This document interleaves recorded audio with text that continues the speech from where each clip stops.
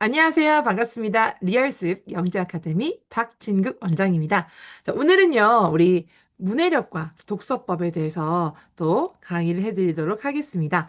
일단은요, 우리 초등학교 때 친구들이 책을 많이 읽었다고 하죠. 그리고 중학교 올라가면은 내신 공부하려 시간이 너무 부족하다 보니까 책을 많이 못 읽게 돼요. 하지만 그래도 책을 너무 좋아하는 친구들은 중간중간에 시간이 빌 때 책 읽으려고 막 하거든요. 근데 책을 이제 꾸준하게 계속 읽었던 친구들은 그 책을 읽는 습관이 돼 있기 때문에 책을 안 읽으면 되게 뭔가 허전하고 또 비는 시간에 책을 읽으려고 하는 거죠. 하지만 평소에 책을 읽는 걸 좀 이렇게 가까이 하지 않았던 친구들 같은 경우, 엉덩이가 좀 가벼운 친구들 같은 경우에는 책 읽는 게 되게 어려울 수 있죠. 하지만 이런 친구들도 좀 더 책을 가까이 접할 수 있게 도와줄 수 있습니다. 일단 우선 어떻게 책을 읽어야지 더 도움이 될까요?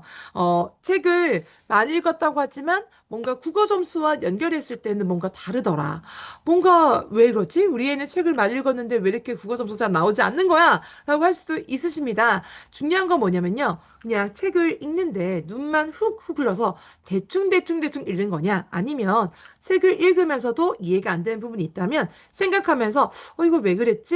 나라면 어땠을까? 자기를 성찰하면서 또 하나는 이해가 안 되는 부분 다시 한번 더 돌아서 또 읽고 돌아서 또 읽고 이해가 되었을 때 넘어가는 사람이 있습니다. 또는 책을 읽다가 막혀버리면 그 책을 덮고 다른 책을 읽다가 좀 그 막힌 부분이 좀 해결돼서 이해가 되게 되면 다시 그 책을 읽는 거죠.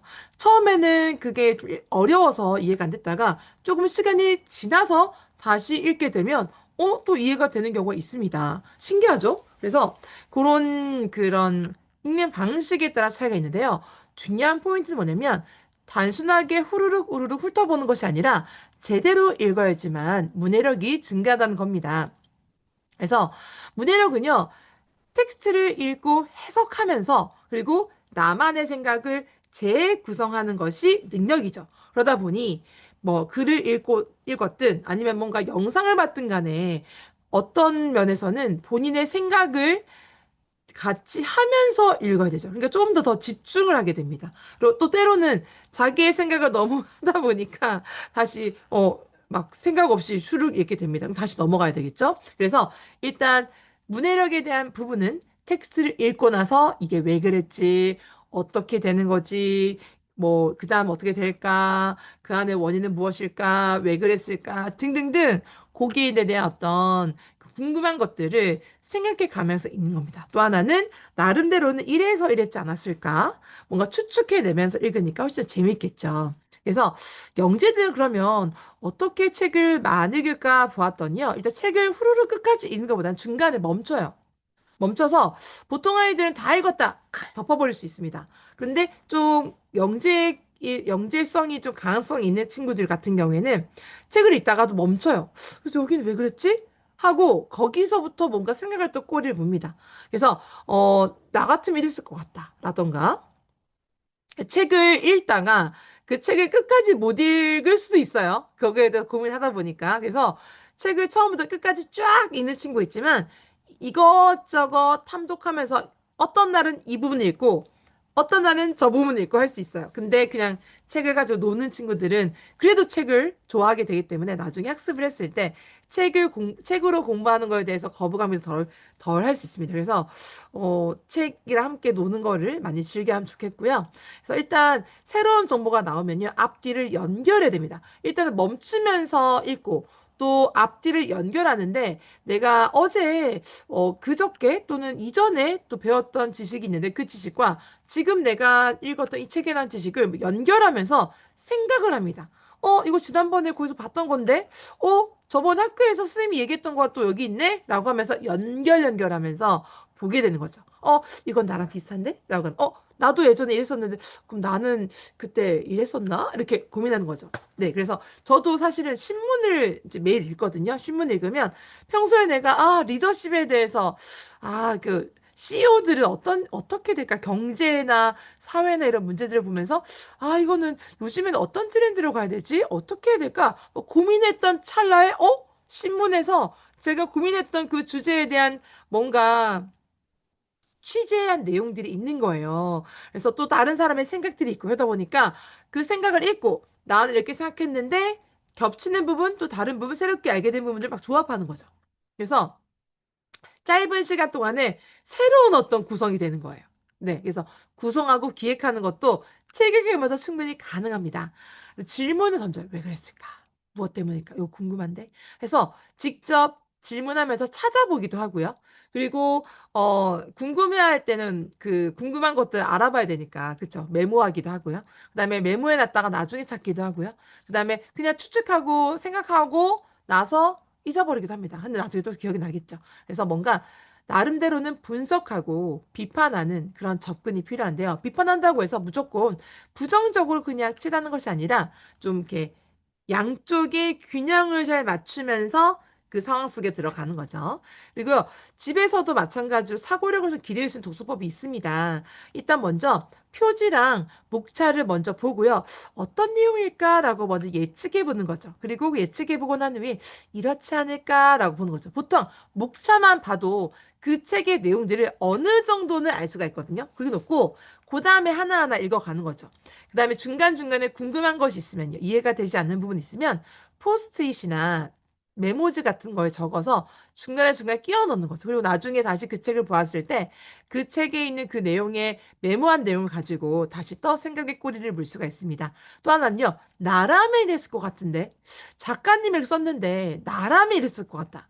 나라면 주인공을 이렇게 표현했을 것 같다. 나라면 결론을 이렇게 냈을 것 같다. 나라면 여기서부터 여기까지는 다르게 표현했을 것 같다라고 해서 뭔가 결말을 바꾸거나 초입을 바꾸거나 같은 소설책 안에도요 구성을 또 바꿀 수 있습니다. 우리 영화도요. 저도 영화 독립영화 감독도 해봤기 때문에 영화 편집하면서 구성을 막 해보거든요. 그래서 시간의 순서대로 쫙 구성하는 영화가 있고 또 역으로 반대로 결과를 보여주고 그다음에 과거로 돌아가는 것도 있고요. 그다음에 섞여 있는 경우도 있고요. 네, 그래서 어떤 거는 드라마가 막 그냥 모든 게 꿈이었대요.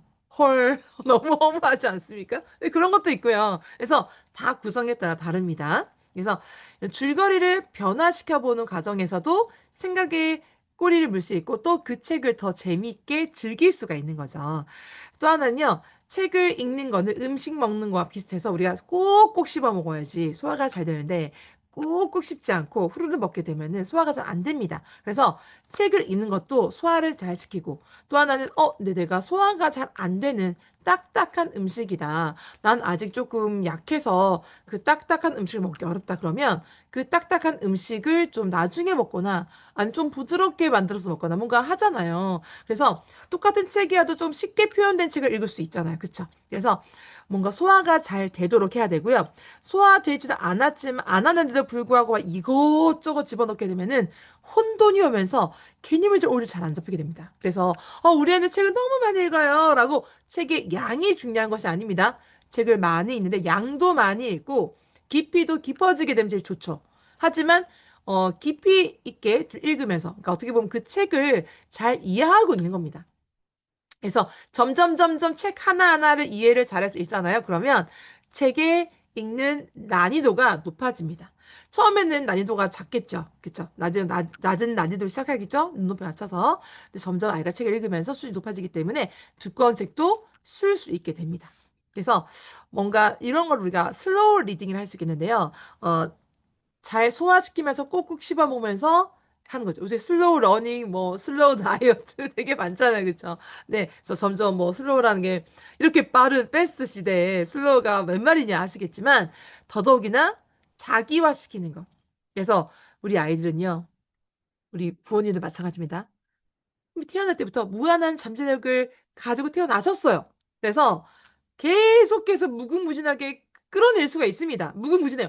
저도 지금도 도전하면서 끌어내고 있습니다. 근데 지금은 저는 이제 책 읽는 거 되게 좋아가지고 요즘에 책을 많이 읽고 있는데 읽으면서 곱씹으면서 네 생각하면서 네 지금 이거를 어디에 적용할까 제가 요즘에 읽고 있는 책이 손자병법 책 읽고 있는데요.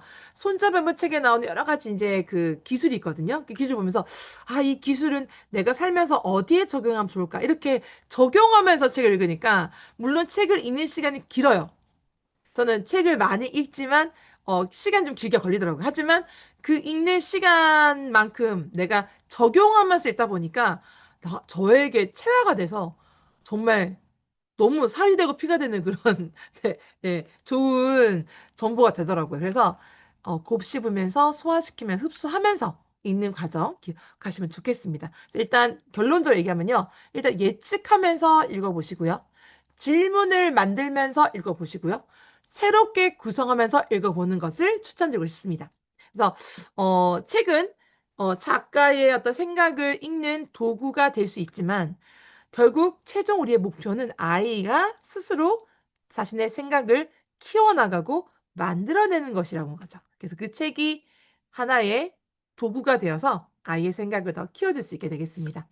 오늘도 우리 아이가 몇 쪽까지 읽었어? 라고 질문하기보다는 오늘 읽은 부분 중에 어떤 부분이 가장 기억에 남아? 어떤 부분이 가장 마음에 들어? 너라면 어땠을 것 같아? 꼬리꼬리를 물면서 질문을 많이 하는 그런 시간이 됐으면 좋겠습니다. 감사합니다. 다음에 또 좋은 강의로 만나겠습니다. 감사합니다.